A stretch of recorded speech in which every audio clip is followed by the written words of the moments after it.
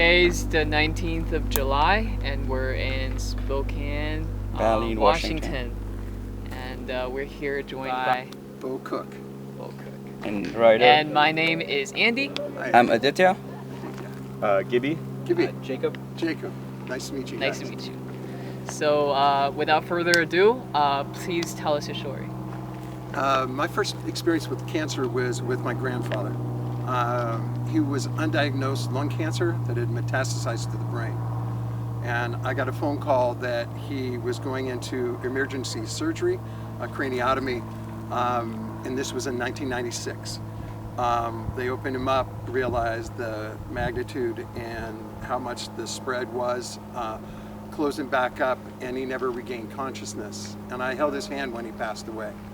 And it was really incredibly moving to me that that science couldn't find it. He was undiagnosed, he was a lifelong smoker, and it was frustrating to me that nothing could be done. I was in high tech at the time, and in 2002 I answered an ad on monster.com, and I got a job here in Spokane running a Gamma Knife center, and was just getting installed. And this center, a Gamma Knife is a non-invasive brain surgery center. It focuses gamma radiation from 192 sources to a single isocenter.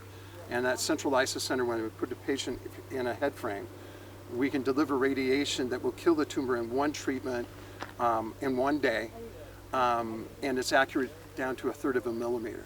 Wow. So that technology has been around since 1960s out of Sweden, and that technology has advanced. And finally, in about 1985, 1990, we started getting better MRIs, so we knew there were tumors growing. We just couldn't identify them and locate them within a 3D center. So the better radiation treatment started with better imaging. So we got the imaging lined up. So we started this little Gamma Knife center, and they expect us to treat maybe 75 to 100 patients a year. In the last 15 years, we've averaged between 250 and 325 patients a year here in Spokane. And the very thing that killed my grandfather was that his lung cancer, and 70% of patients who have lung cancer, it spreads to the brain or metastasizes somewhere else, but most of it goes to the brain. So the days of people saying he got lung cancer, it spread to his brain and he passed away, are now pretty much, nobody says that. The reason we don't say that anymore is that the Gamma Knife itself has a tumor control rate of about 93%, and that is absolutely amazing. So now when I advocate for our patients to insurance companies, who deny treatment because they say, well, they're so far gone. They've got outdated information. So I go toe to toe with medical directors and insurance people on a regular basis, all the way from Blue Cross to Molina to all of the other providers, including the state of Washington, and actually got a chance to sit down in front of all of the radiation oncology group at CMS, the Centers for Medicare and Medicaid Services in Baltimore, and advocated for this treatment.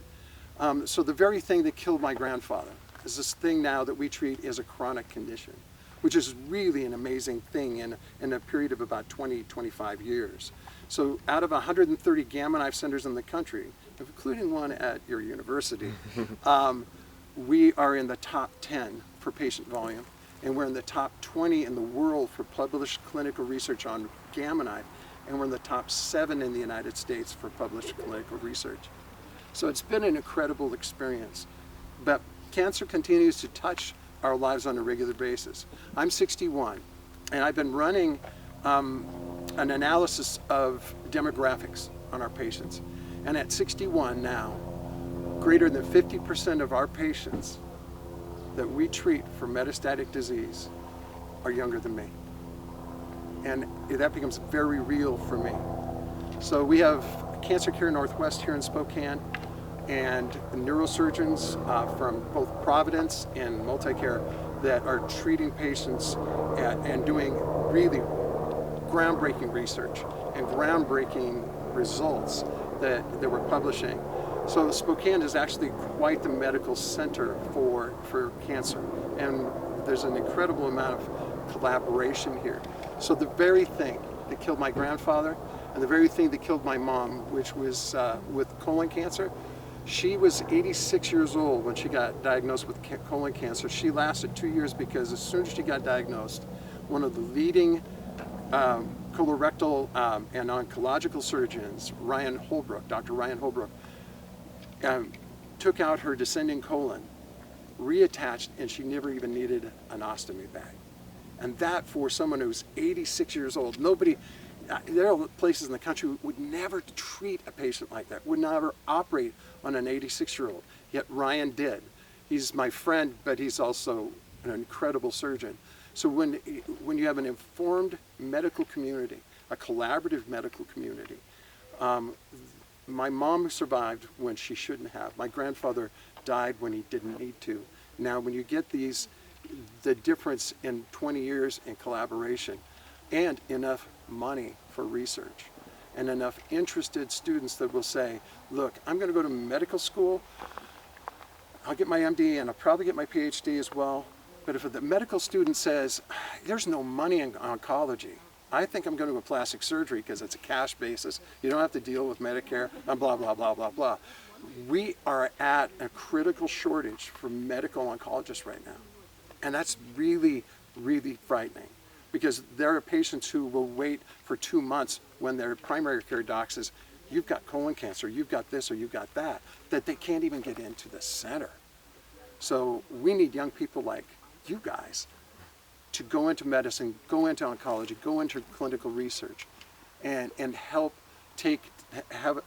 us take technology and translate that into patient survival. Wow. That's very inspirational. Yeah. Thank you. You guys are inspirational. Man, I was out on my bike and I have to go back up that hill. I want to catch you. You're up to something. Not only the funky colored shirts and the alignment, but I want to be able to support in any way we can. In our community, we have the Community Cancer Fund. We raise millions of dollars here. But in other parts of the country, especially rural communities where I came from, you can't even find a primary care doctor. Yeah. So that's where we need money to expand there, so that somebody who's living on a farm or up in the woods, they can say, I have access, and especially the urban poor, to find access to good health care. In 20 years of doing the Gamma Knife, we have never turned away a patient because of their inability to pay, insurance or not. So we're fortunate. I've been blessed, and I've been affected by cancer, and right now I love being the advocate. And just a side story, I had a medical director from what is now Kaiser Permanente in Seattle. Talked to a friend of mine who was executive with Kaiser, and he goes into his office and he says, hey, do you know a guy named Cooke from the Gamma Knife of Spokane? And he goes, yeah. He goes, is he an owner of the Gamma Knife? And he goes, yes, he is.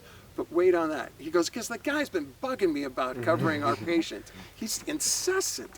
And my buddy Gerard Fisher said, yeah, he is, but why don't you ask him about his grandfather? And the guy goes, really? And he goes, yeah. Metastatic disease? And he goes, yeah. Brain tumor? Yeah. He held his grandfather's hand as he died. And all I wanted was one more chance to beat my grandfather in cribbage, and I never did. So that simple little thing. So the medical director was like, yeah, we got to update our stats. Yeah, we need to start covering that. That makes sense. So thank you guys for doing what you're doing and raising community interest. I love the fact that you're doing that. I have a quick question for you and for the audience that might be watching this. What would your message be to them who might be just recently impacted by cancer, who has a family member that are being impacted by cancer? They might be watching this perhaps to seek a sort of comfort, what would be your message for them? Really good question. I think the words of Jimmy V, never ever give up. The very clinical trial that you have never even heard of, even if you've never even heard of the words clinical trial, it could be there for you. But ask questions. Have faith, have confidence in your primary care physician, but also ask questions and ask your doctor to take the time to put it into words you understand. And I know you're scared. I know you're frightened. I know you're unsure. And I know that the first 2 sentences out of your doctor's mouth that says you have cancer, you can't hear anything that they say after that for the next 20 minutes because you have cancer. And I really encourage you to bring somebody with you who knows medicine or can listen or even record the conversation so you can hear all of the opportunities and options. So record it, talk to a couple of different places, a couple of different doctors, but don't lose faith, don't lose hope, because the human spirit is indomitable and you can make it. And there are groups of people just like our group of neurosurgeons and radiation oncologists and our nursing team that are going to go to the ends of the earth to make sure you survive. Or if you're not going to survive, at least you have a quality of life that'll be worth it so that you can get every ounce of life that you have left. But don't give up hope.